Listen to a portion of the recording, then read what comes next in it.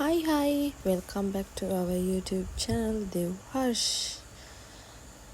Subscribe, like, and share.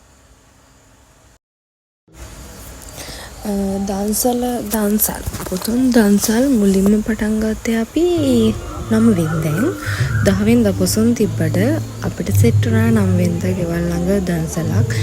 ඉතින් ලස්සන කූඩුවක් තිබ්බා. ඉතින් අපි කාලා කූඩු බලලා අපි ගෙදර ආවා.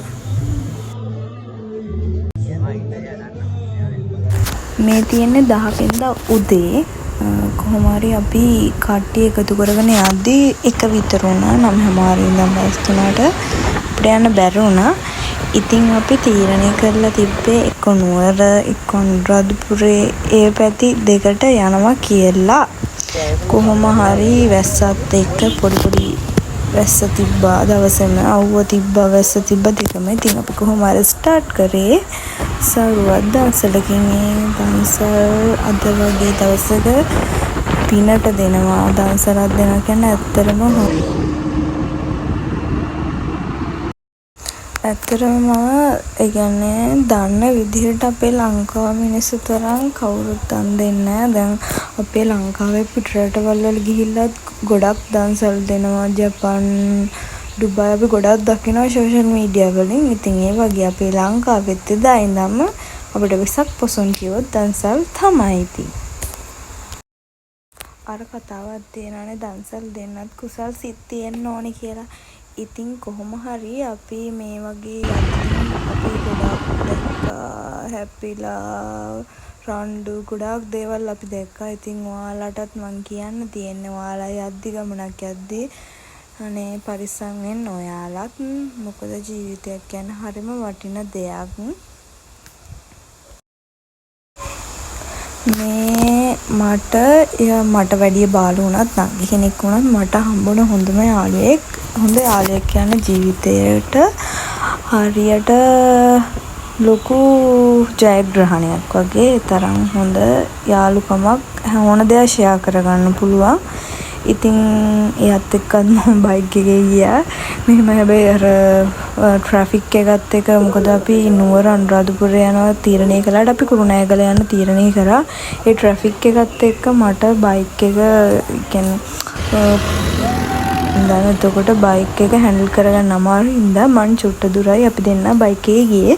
ඊට පස්සේ අපි උදේ ඉඳන් කාලා ඉඳියේ නැහැ. ඉතින් අපි බත් දන්සලක් නැවතුවා. අනේ යාලට ගොඩාක් පින් සිත් දෙන්න ඕනේ. හරිම රහයි, හරිම පිරිසිදුයි, හරිම පිළිවෙලයි. ඊට පස්සේ අපිට මගදී අයිස්ක්‍රීම් දන්සලක් හම්බුණා. අයිස්ක්‍රීම් දෙකක්ම ගත්තා අපි. බුරුවක් කියලා ගත්ත දෙක.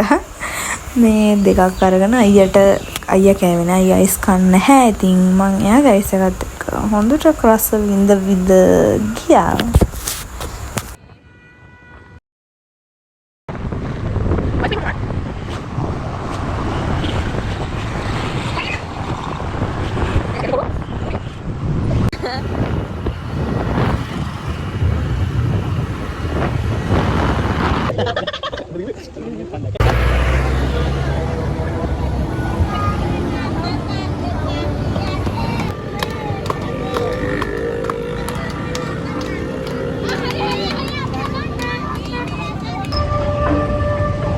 අපි නෝමල් දවසකට කුරුණෑගල යනවා වගේ නෙමෙයි සාමාන්‍ය ටිකක් වෙලා යනවා. මොකද ට්‍රැෆික් එක බයික් වල ගියේ හින්දා මෙහෙම හරි ටයිම් එකකට යන්න හම්බුණා. නැත්නම් අපිට කොහොමවත් යන්න හම්බෙන්නේ නැහැ. මොකද ට්‍රැෆික් එක වැඩි බයික් හින්දා අස්සෙන් දාලා යන්න අපිට පුළුවන් වුණා.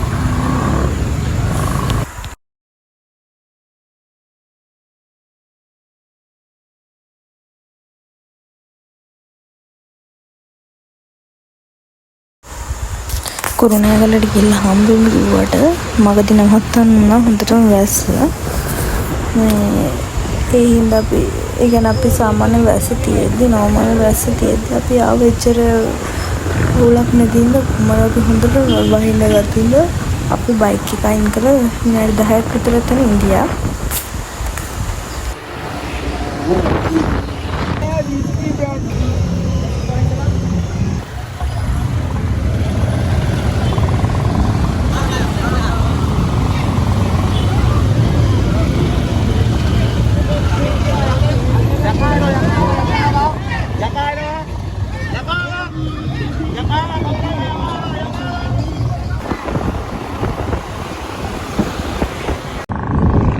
මේ අපිට හම්බුණ මගද ත්‍රීවිල් දෙකක්. ඉස්සරහා ත්‍රීවිල් එකේ ගියේ ලොකු කට්ටිය සාමාන්‍ය. පිටිපස්සේ ගියේ පොඩි කට්ටිය. එතකොට මේ අපේ අයියා ත්‍රීවිල් එකේ යද්දි එයාලට විහිළු කරලා වීඩියෝ එකක් ගත්තා.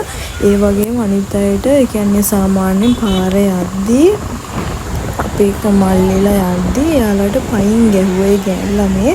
ළඩ වැදුනා නැත්තම් විසික් වෙනවා. මේ හරිම අශීලාචාර ලෙස තමයි ඒ ගෑනු ළමයි ටික හැසිරුනේ. ඉතින් මෙයාලත් අතරියේ නෑ. ඕන නැති විදිහට දැඟලුවොත් නිකන් හරි බයික් එකකට පාරක් ගැහුවොත් පාර පැත්තට විසික් වෙනවා. එතකොට පිටිපස්සෙන් එන වාහනත් එන ස්පීඩ් එකේ ඒකත් එක්ක අයියා පැත්තකට වෙන්නේ කිව්වා විහිළු කරන්න යන්න එපා කියලා. කොහොම හරි මම මේ කුරුණෑගලින් ආසම තැනක් මේ මල් බිමට එක නැහැ මම හිතන්නේ ඉවර වෙන්නද කොහෙද යන්නේ. ඒනවා ටිකක් හරි වැටලා තිබ්බා. මම අසර ගොඩාක් එතනින් යද්දි වැටෙtti. මේ පේන්නේ නැතුව ඇති මල් ටිකයි තියෙන්නේ. කුරුණෑගලට එද්දි කොහොම හරි 4:45ට විතර.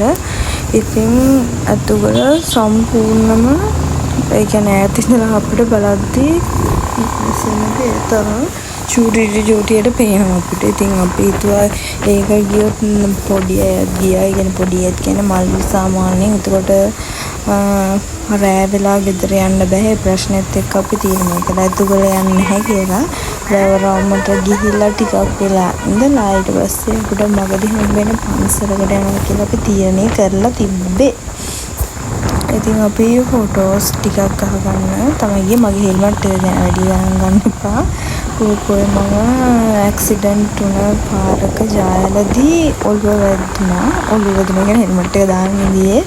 බයික් එක යද්දී ඔළුව වැදිච්ච ඒ හෙල්මට් එක වැදිච්ච පාර තමයි මෙව්ව වෙලා තියෙන්නේ. මම ඒක මාරු කරන්න නැති හේතුව තමයි මම ඒ හෙල්මට් එකට මාර විදිහට ආසයි. ඔළුවට රිලැක්ස් උලන් හොදිනවා.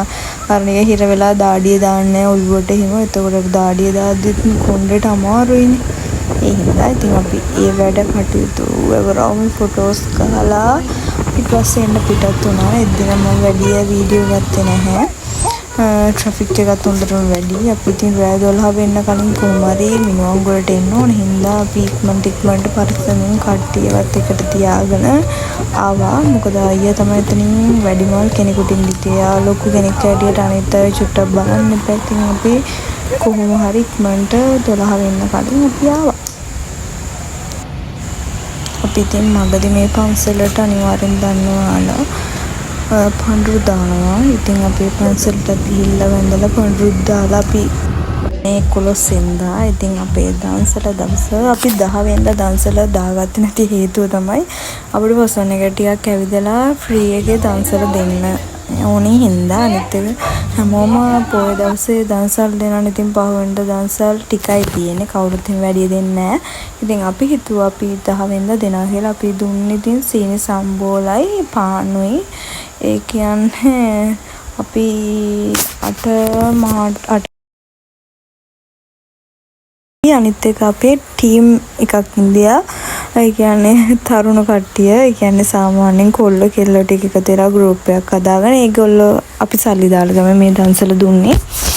ඉතින් ලුණු කිලෝ 35කුයි පාන් 250කුයි සාමාන්‍යයෙන් අපිට ওই තුනට තමයි දන්සල දෙන්න දාගෙන තිබ්බේ. සාමාන්‍යයෙන් ලොකු ටයිම් එකක් ගියා.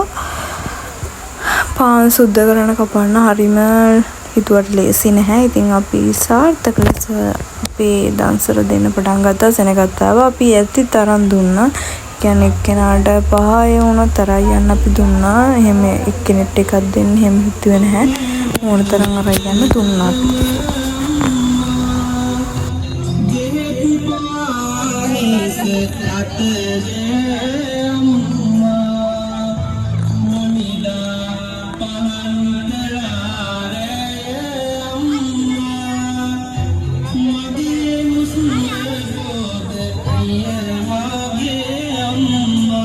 එහෙනම් අද ව්ලොග් එක ඉවරයි. බයි පරිස්සමින් ඉන්නවා.